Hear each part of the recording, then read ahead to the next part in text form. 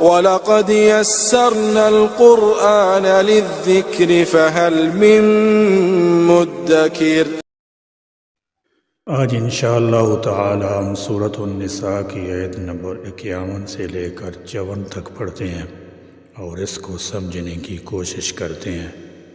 اعوذ باللہ من الشیطان الرجیم، بسم اللہ الرحمن الرحیم۔ أَلَمْ تَرَ إِلَى الَّذِينَ أُوتُوا نَصِيبًا مِّنَ الْكِتَابِ يُؤْمِنُونَ بِالْجِبْتِ وَالطَّاغُوتِ وَيَقُولُونَ لِلَّذِينَ كَفَرُوا هَٰؤُلَاءِ أَهْدَىٰ مِنَ الَّذِينَ آمَنُوا سَبِيلًا۔ أَلَمْ تَرَ، کیا نہیں آپ نے دیکھا؟ أَلَمْ تَرَ، کیا نہیں آپ نے دیکھا؟ أَلَمْ تَرَ یعنی ان لوگوں کی طرف نہیں دیکھا، ان کے حالات پر غور نہیں کیا عبرت اور حیرت کے طور پر۔ إِلَى الَّذِينَ، ان لوگوں کی طرف جو، إِلَى الَّذِينَ، ان لوگوں کی طرف جو، اوتو دیے گئے ہیں، اوتو دیے گئے ہیں، نصیباً کچھ حصہ، نصیباً کچھ حصہ، من الکتاب کتاب سے، من الکتاب کتاب سے، کتاب کا ایک حصہ یعنی تورات دی گئی۔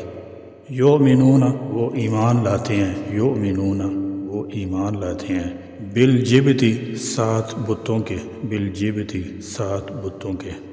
یہ لوگ جبت اور طاغوت پر ایمان رکھتے تھے۔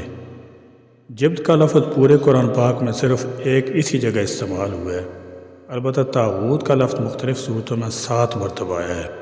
عام مفسرین کرام رحمۃ اللہ علیہم جبت کا معنی بت اور طاغوت کا معنی شیطان کرتے ہیں، لہذا مطلب یہ ہوا کہ یہودی بتوں اور شیطان کے پجاری ہیں۔ جبت دراصل اوہام و خرافات کے لیے ایک جامع لفظ ہے جس میں جادو، ٹونے ٹوٹکے، جنتر منتر، سیاروں کی انسانی زندگی پر اثرات، فالگیری، گنڈے، نقش اور تعویذ وغیرہ سب کچھ شامل ہے۔ اور طاغوت ہر وہ باطل قوت اور نظام ہے جس کی اطاعت کرنے پر لوگ مجبور ہوں۔ اللہ تعالیٰ جل شانہ کی اطاعت کے مقابلہ میں انہیں اس فرد، ادارہ یا حکومت کی اطاعت کرنے پر مجبور کیا جائے یا مجبور بنا دیا جائے اور لوگ انہیں احکام الہی کی طرح تسلیم کر لیں۔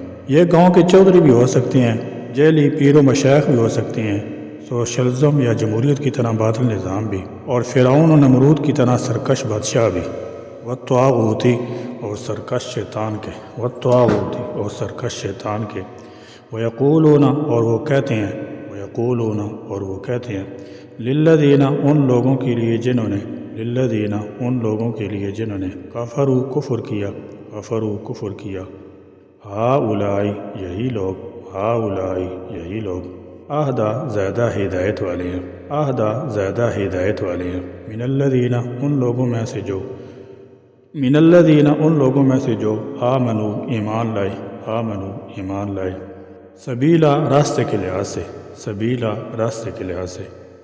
اللہ تعالیٰ جل شانہ نے فرمایا، دیکھو یہ اہل علم کا حال ہے کہ طاغوت اور جبت پر یقین رکھتے ہیں اور خدا تعالیٰ جل شانہ کی وحدانیت اور اس کے سچے نبی کی مخالفت کر رہے ہیں، مشرکین کے ساتھ گٹھ جوڑ کر رکھا ہے۔ وَيَقُولُونَ لِلَّذِينَ كَفَرُوا کفار کے متعلق کہتے ہیں، هَؤُلَاءِ أَهْدَىٰ مِنَ الَّذِينَ آمَنُوا سَبِيلًا، اہل ایمان کی نسبت یہ زیادہ راہ راست پر ہیں، یعنی مکہ کے کافر و مشرکوں کا دین مسلمانوں کے دین سے بہتر ہے۔ کعب بن اشرف یہودی کا واقعہ کی طرف اشارہ ہے کہ اس نے مشرکین کے استفسار پر بتایا تھا کہ تمہارا دین محمدی صلی اللہ علیہ وسلم کے طریقے سے اچھا ہے۔ یہ شخص بڑا ظالم آدمی تھا، خود شاعر تھا اور دوسروں سے بھی حضور صلی اللہ علیہ وسلم کی مذمت میں شعر کہلواتا تھا۔ اس کی ضلالت کی انتہا یہ تھی کہ سودی قرضے دیتا تھا اور عام چیزوں کے علاوہ لوگوں کی عورتوں کو بھی رہن رکھ لیتا تھا۔ بہرحال اس شخص نے میثاق مدینہ کو توڑا، حضور اکرم صلی اللہ علیہ وسلم کی اجازت سے محمد ابن مسلمہ اور ان کے ساتھیوں نے اسے قتل کر دیا۔ حالانکہ حقیقت ان یہودیوں کو بھی پوری طرح معلوم تھی کہ شرک اللہ تعالیٰ کے ہاں ناقابل معافی جرم ہے اور مسلمان معاہد ہونے کی بنا پر مشرکوں سے 1000 درجہ بہتر ہیں۔ اولئک الذین لعنهم اللہ ومن یلعن اللہ فلن تجد له نصیرا۔ اولئک یہ لوگ، اولئک یہ لوگ، الذین وہ ہیں جو کہ، الذین وہ ہیں جو کہ، لعنہم ان پر لعنت کی، لعنہم ان پر لعنت کی، اللہ اللہ نے، اللہ اللہ نے، ومن اور جس پر، ومن اور جس پر یلعنی لعنت کرے یلعنی لعنت کرے اللہ اللہ اللہ اللہ فلن تو ہرگز نہیں فلن تو ہرگز نہیں تاجد لہو پائیں گے آپ اس کے لیے تاجد لہو پائیں گے آپ اس کے لیے نصیرہ کوئی مددگار نصیرہ کوئی مددگار۔ یعنی جب کوئی قوم علمی خیانت اور بددیانتی میں اس قدر نچلی سطح پر اتر آئے تو اس وقت ان پر اللہ تعالیٰ جل شانہ کی لعنت برسنا شروع ہو جاتی ہے۔ اللہ تعالیٰ جل شانہ فرماتے ہیں کہ قریش مکہ تو ایک طرف، اگر سارا جہاں بھی یہ لوگ اپنے ساتھ ملا لے تو جو لعنت اللہ تعالیٰ کی طرف سے ان کے مقدر ہو چکی ہے اس سے وہ بچ نہیں سکتے، نہ ہی انہیں کوئی ان پر مسلط ہونے والی ذلت سے بچا سکتا ہے۔ لعنت کا لفظی معنی بعد ہوتا ہے اور اصطلاح ہونے سے اللہ تعالیٰ جل شانہ کی رحمت سے دوری پر محمول کیا جاتا ہے۔ یہ لفظ جب کافر کے حق میں استعمال ہوتا ہے تو اس کا مطلب یہ ہوگا کہ ایسا شخص اللہ تعالیٰ جل شانہ کی رحمت سے ابدی طور پر دور یعنی محروم ہو گیا اور سزا کا مستحق ٹھہرا، جیسے سورہ بقرہ میں کفار کے متعلق آیا ہے اولئک علیہم لعنۃ اللہ والملائکۃ والناس اجمعین۔ ایسے لوگوں پر اللہ تعالیٰ جل شانہ کی اور اس کے فرشتوں کی اور تمام لوگوں کی لعنت ہے۔ البتہ جب لعنت کا لفظ گناہگار مومن کے لیے استعمال ہوتا ہے تو اس کا مطلب یہ ہوگا کہ وہ سزا کا مستحق ٹھہرا، اگرچہ ابدی طور پر نہیں، مگر گناہ کی سزا بھگتنے کے بعد جنت میں داخلہ مل جائے گا۔ بہرحال ایسے شخص کا درجہ کم ہو گیا۔ اللہ تعالیٰ جل شانہ نے بہت سے برے کاموں پر لعنت کا لفظ استعمال کیے، جیسے الا لعنۃ اللہ علی الظالمین، یعنی ظلم کرنے والوں پر خدا کی لعنت۔ اور کسی شخص معین پر اس وقت تک لعنت کا اطلاق نہیں کرنا چاہیے جب تک کہ اس کے متعلق صریحاً علم نہ ہو کہ اس کا خاتمہ کفر پر ہوا ہے، جیسے ابو جہل، ابو لہب یا شیطان لعین وغیرہ۔ ایک شخص واقعی کافر ہے اور کیا معلوم مرنے سے پہلے وہ ایمان اختیار کر لے، لہذا اس پر بھی لعنت درست نہیں جب تک اس کا خاتمہ علی الکفر نہ ہو جائے۔ البتہ بعض افعال پر لعنت بھیجی جا سکتی ہے، جیسے حضور صلی اللہ علیہ وسلم نے فرمایا لعن اللہ السارق، اللہ چور پر لعنت کرے، لعنت اللہ علی الکاذبین، جھوٹوں پر اللہ کی لعنت ہو۔ بہرحال فرمایا کہ اللہ تعالیٰ نے یہودیوں پر ان کے افعال قبیحہ کی وجہ سے لعنت کی ہے، اور جس پر اللہ تعالیٰ جل شانہ لعنت کر دے وہ ذلیل خوار ہو کر رہے گا، اس کا کوئی عامی ناصر نہیں ہوگا۔ یہودی ایسے خبیث لوگ ہیں جو اپنی نفسانی اغراض، ضد اور عناد کی وجہ سے اسلام کو باطل اور کفر کو حق قرار دیتے ہیں۔ ان کو اللہ تبارک و تعالیٰ دنیا اور آخرت دونوں جگہ ذلیل خوار کرے گا اور اللہ تعالیٰ جل شانہ کے عذاب سے بچ نہیں سکیں گے۔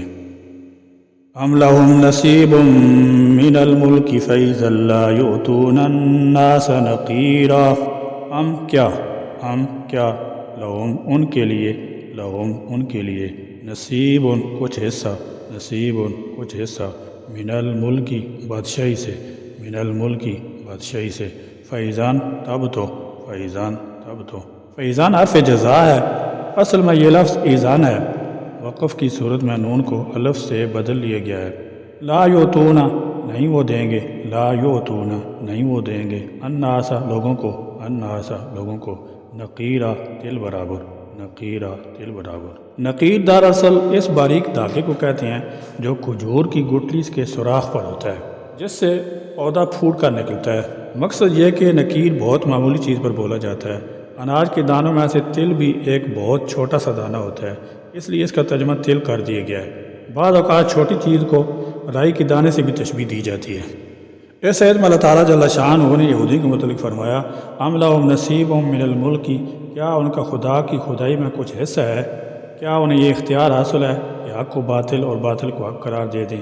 ہرگز نہیں، انہیں اللہ تعالیٰ جل شانہ نے اپنی بادشاہت میں کوئی حصہ عطا نہیں کیا اور نہ انہیں کوئی اختیار دیا ہے۔ البتہ اگر ان کے پاس کوئی اختیار بھی ہوتا فإذا لا یؤتون الناس نقیرا، اور کوئی چیز ان کے پاس ہوتی بھی تو یہ اس قدر بخیل واقع ہوئے ہیں کہ کسی کو ایک تل بھی نہ دیتے۔ یہاں یہود کی ایک مشہور رذیل صفت بخل کا ذکر کیا گیا ہے۔ اگر ان کے پاس کسی ملک کی حکومت بھی ہو تو بھی وہ کسی کو پھوٹی کوڑی تک نہ دیں گے۔ ام یحسدون الناس علی ما آتاہم اللہ من فضلہ فقد آتینا آل ابراہیم الکتاب والحکمت وآتیناہم ملکا عظیما۔ ام یا یحسدون وہ حسد کرتے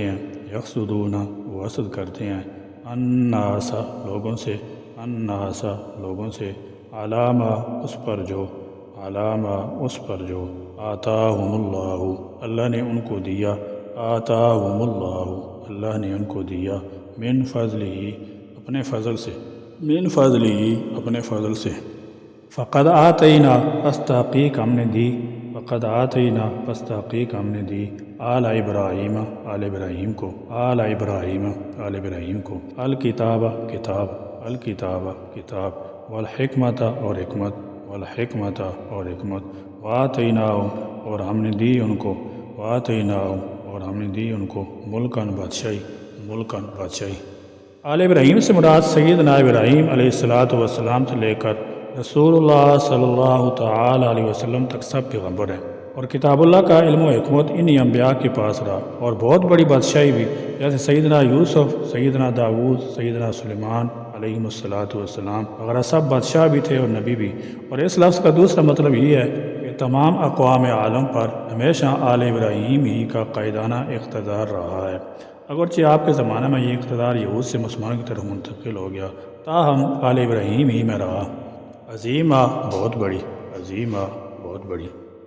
دراصل یہودی حسد کا شکار ہو چکے تھے، ان کو امید تھی کہ نبی آخر زمان بنی اسحاق میں سے آئیں گے، مگر جب آخر میں سلسلہ نبوت بنی اسماعیل میں آ گیا تو یہ لوگ حسد کی آگ میں جل گئے۔ قرآن پاک میں جگہ جگہ حسد من عند انفسہم کے الفاظ آتے ہیں۔ نبوت کا سلسلہ ہزاروں سال تک بنی اسرائیل میں جاری رہا، مگر یہ نام ہمیشہ کے لیے تو ان کے لیے مخصوص ہو کر نہیں رہ گیا تھا، بلکہ واللہ یختص برحمتہ من یشاء، اللہ جسے چاہے اپنی رحمت کے لیے خاص کر دے۔ اس نے اپنی رحمت سے حضور اکرم صلی اللہ علیہ وسلم کو حضرت اسماعیل علیہ السلام کی اولاد میں مبعوث فرما دیا، تو اس میں حسد کی کون سی بات ہے؟ انہیں تو چاہیے تھا کہ اپنی کتابوں کے مطابق آپ کی نشانی دے کر فوراً ایمان لے آتے۔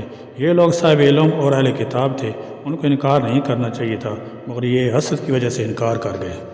نبی کریم صلی اللہ علیہ وسلم نے فرمایا، حسد نیکی کو اسی طرح کھا جاتا ہے جس طرح آگ خوش لکڑی کو کھا جاتی ہے۔ ابلیس نے بھی حضرت آدم علیہ السلام سے حسد کیا اور کفر کیا تھا، اور حسد کی تعریف یہ ہے کہ کسی کے مال و نعمت کو دیکھ کر اس کے زوال کی تمنا کی جائے، یعنی یہ خواہش کی جائے کہ فلاں شخص کے پاس جو مال و دولت، مکان، دکان، کارخانہ، مویشی، فصل موجود ہے وہ اس کے پاس نہ رہے، یہی چیز حرام ہے۔